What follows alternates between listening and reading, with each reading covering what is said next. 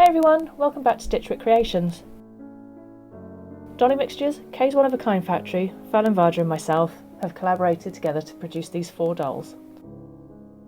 With reflecting on 2020 and what happened, it's been a bit of a rubbish year for everybody. In February, we flooded. We had 3 storms back to back, which meant that both the rivers near our house rose and flooded. As you can see, it was pretty deep and we lost pretty much everything. On top of that, there was the pandemic that has taken over all the headlines in the world, which has meant we've had to cancel a lot of things. Seeing friends, family, and myself and my other half had to cancel our wedding. Everybody's been affected differently by the coronavirus, so we thought we'd share how it's affected us with you via the medium of dolls.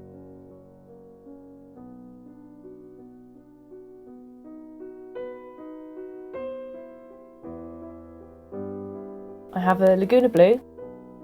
She's in alright nick, she's a bit tatty around the edges, hair's greasy as usual, so I'm going to prepare her like I do with all my dolls.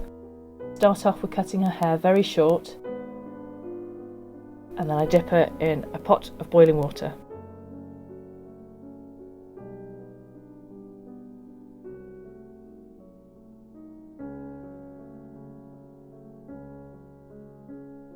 Is it wrong I find this bit quite satisfying? No, maybe just me.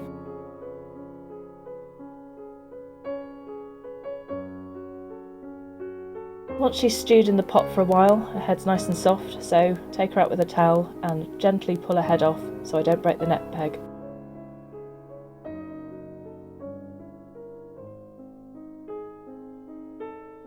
Using some needle nose pliers, I scrape the hair plugs out and the glue inside. This one was a bit more of an issue because she seemed to have all the glue in the world in her head. I had to cut the back of her head open to pull it out. Using acetone, I wipe off her face. I always try to get the whole face on the cotton pad. While the head's still warm, you can shift it around and smush it and get into all the creases and crevices.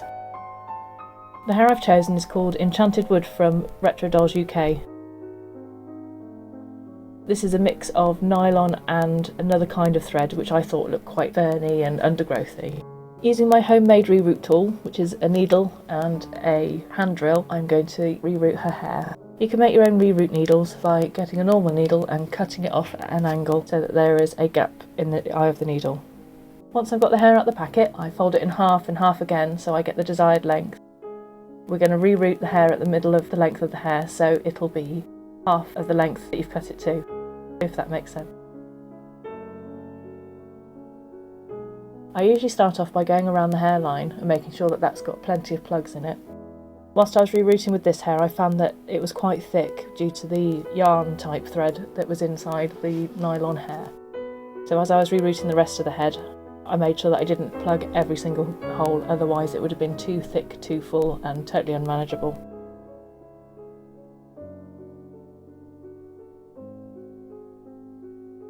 As you can see, I've rooted everywhere except for the gap.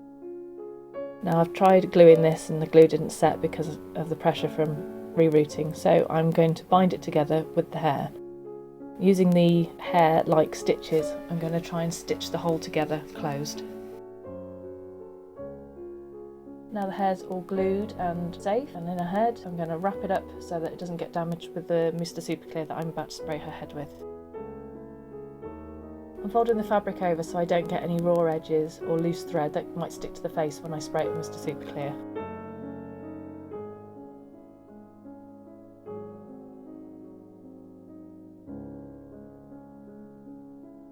The chalk pastels I use are a mixture of inscribed pastels, Rembrandt and Daler Rowney pastels. I also use a variety of watercolour pencils from Derwent Watercolours, Arteza and Faber-Castell. I find making a palette of chalk dust is easier to work with than trying to rub it off the chalk pastels itself, and it means that I can save my palette for different dolls if I want to use the same colours for body blushing later on. I start off by shading in the hollows of her eyes, cheekbones and underneath her jawline, try and give her face a bit more definition. Using a cotton bud, I blend out the pastels a bit more so it's less stark. I use a light brown colour to sketch out her eyes and then start working on building up the whites of her eyes. At some point the pencils stop building up and the pastels won't take as well. And this is when I tend to give another spray of Mr. Super Clear. This gives that layer a saved level of work, and it means that you can go back and build up on that again. There isn't really a set number of times that you should spray with Mr. Super Clear or seal your work apart from start and finish. But if you find that the pencils aren't sticking, have a spray, go make a cuppa, and come back half an hour later when it's all dry and start again, and you'll find that the pencils start to build up again. The collaboration's called Frustrated Artists because, let's face it, we all are in some way or another, and this year has been particularly frustrating.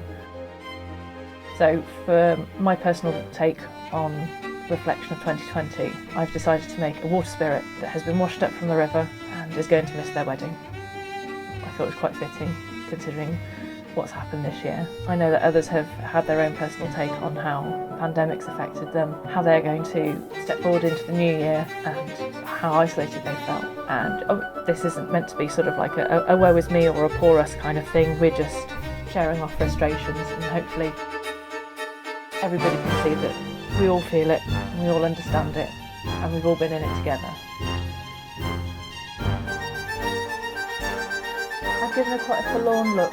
She's not sad, just sort of accepting her fate, as it were.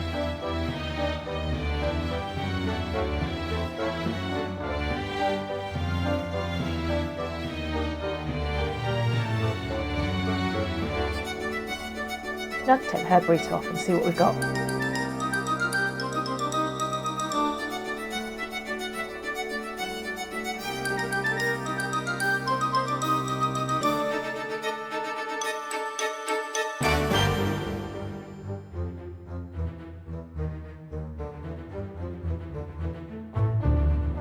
Well, she looks like a sad, hot mess. So let's give her some glossy eyes and glossy lips and see what else we can do with her.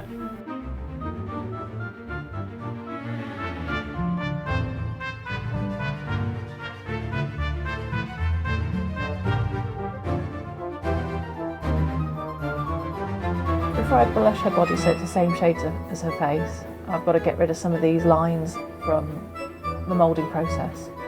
Carefully I take my scalpel and I scratch away. I scratch away at the lines across her body where the moulds have come together. I use a nail buffer to smooth it down.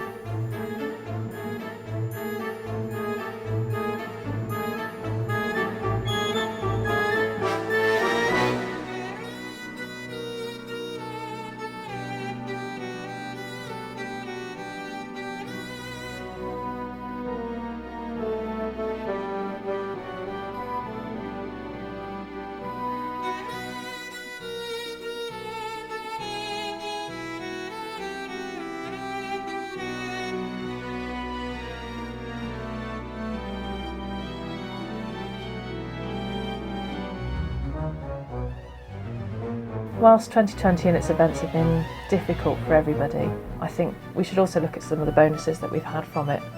I know certainly myself and my other half wouldn't have had as much time with our kids doing the things that we have done together. I think coming through and working together to rebuild our home after the flood, it's been hard work, but we've all risen to the challenge. The kids have dealt really well with homeschooling despite their various issues and difficulties. And I think we've all grown as people.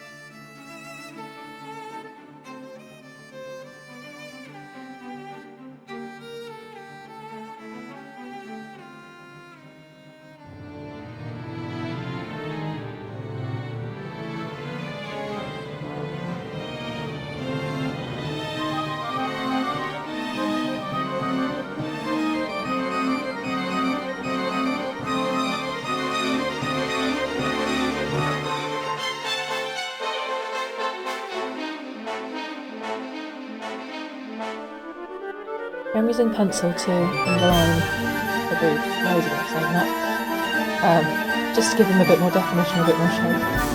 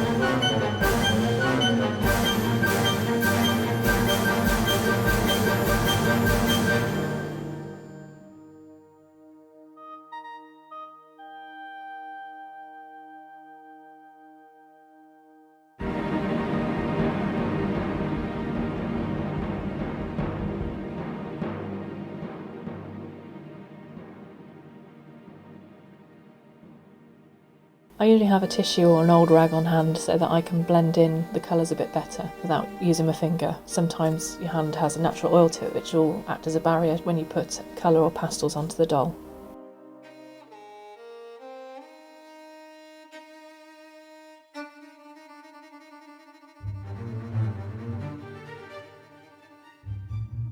Now that's all done, give it a last spray with Mr. Super Clear and then I can move on to the clothes.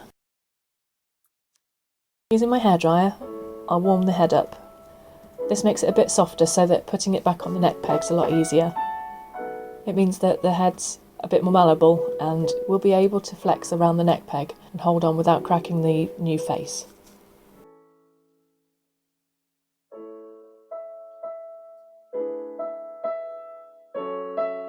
Usually I'd boil wash the hair, but I didn't think that it would be appropriate for this.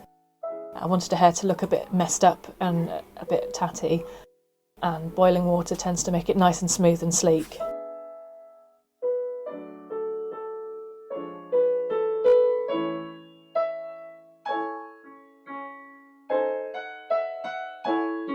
wanted to do something a bit more with the hair, but I wasn't quite sure. I definitely wanted to get it away from her face so you could see her face a bit better, but I also wanted a couple of strands of hair falling down so it was like her hair was done tidy and it's been messed up by being washed up on the shore. I've chosen to twist the hair away from her face so you can see her expression a bit clearer, with a couple of strands at the front that peek out. I had to sew them down with the needle and thread as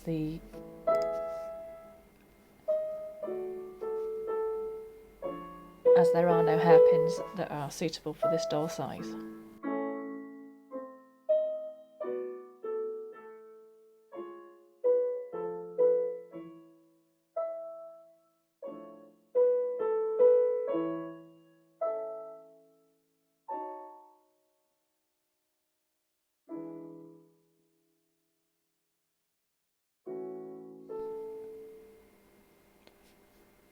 I'm using jewellery wire and some nylon thread to make a headdress.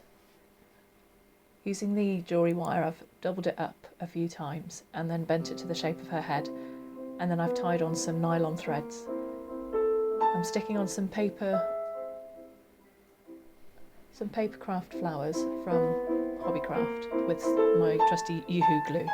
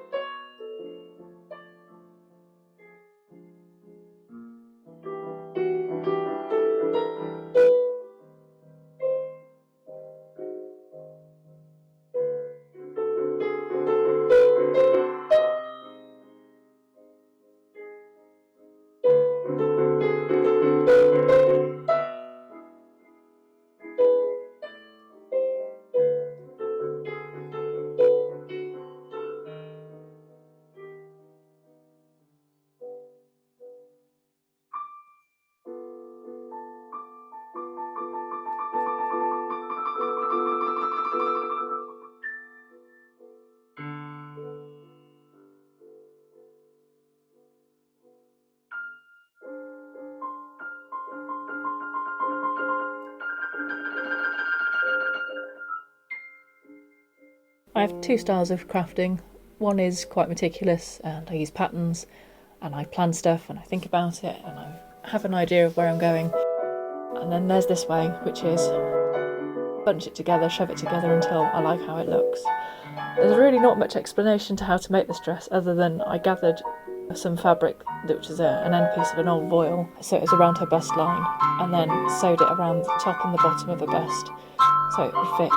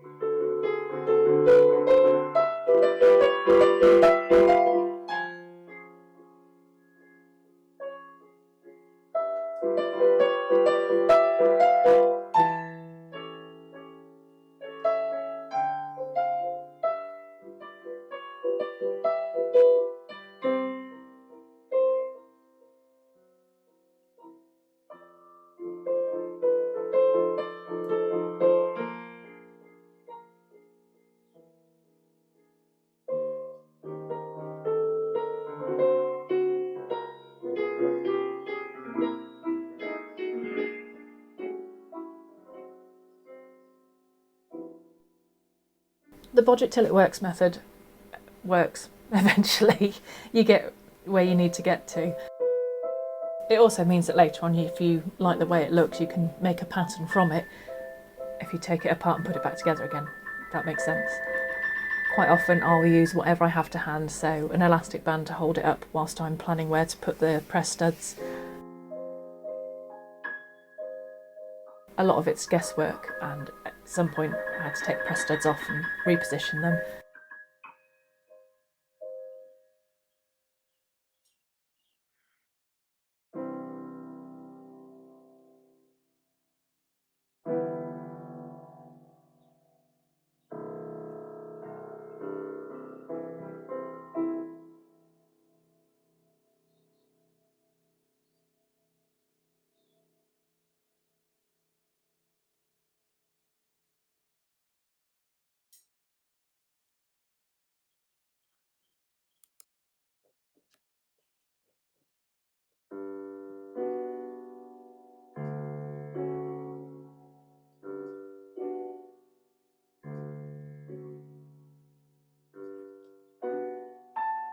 Once I had got the press studs in place, I was able to work out where I needed to stitch at the back. I wanted to be able to get her in to the dress and back out again, so I have to make sure that there's a big enough hole for a bum to fit through the gap. Wants to hire quite curvaceous. So I've pinned where the top of the seam needs to be, and then I'll stitch the two pieces of fabric together.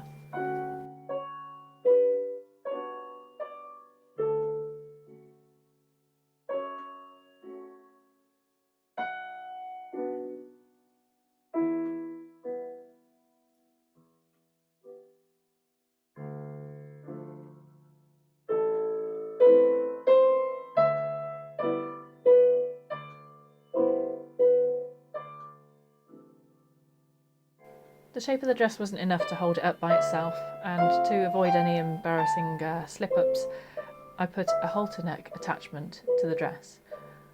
I figured as a spirit of the river, she wouldn't really have access to lots of pretty things or nice fabric, so she would make her dress out of what she could find.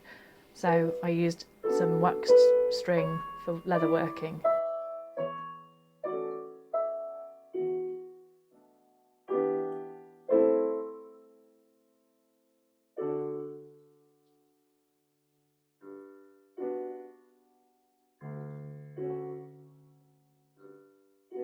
The dress was looking a bit pristine and tidy, so I had no choice but to attack it with scissors, scalpel, and then with the nail buffer.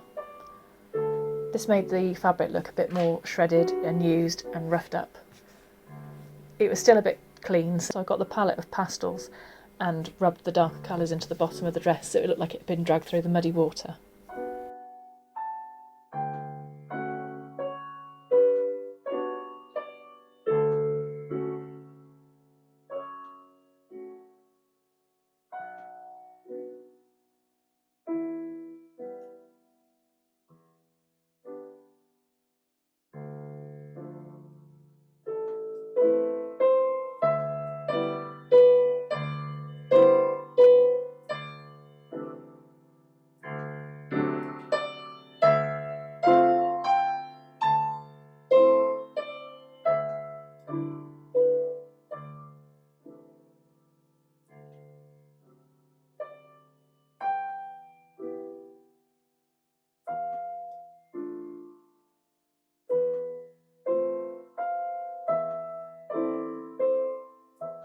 Now for the final bit, putting it all together. So here's the dress on. Tie it on and make sure that it fits properly, and then the headdress. Because the jewellery wire is nice and flexible, I can bend it into her hair and wrap it around her hair a bit so it's a bit more stable, and that way then it won't fall out.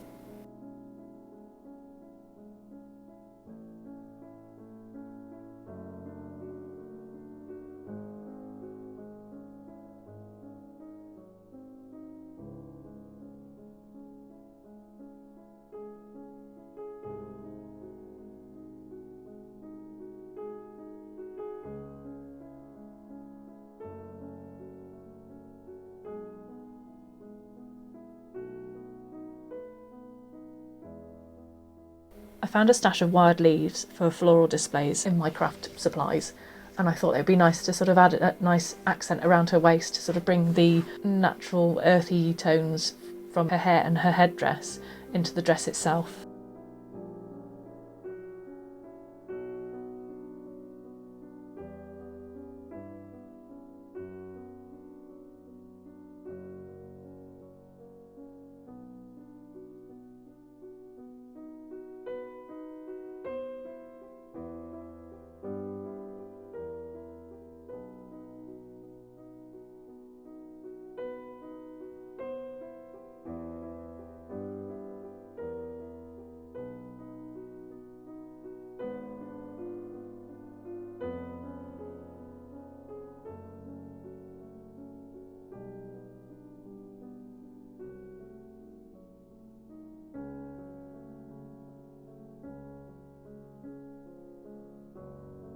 Here she is, Sabrina, water spirit of the River Severn. Washed up on the side of the river after a flood, sad and forlorn, waiting for somebody to find her to take her back so she can get married.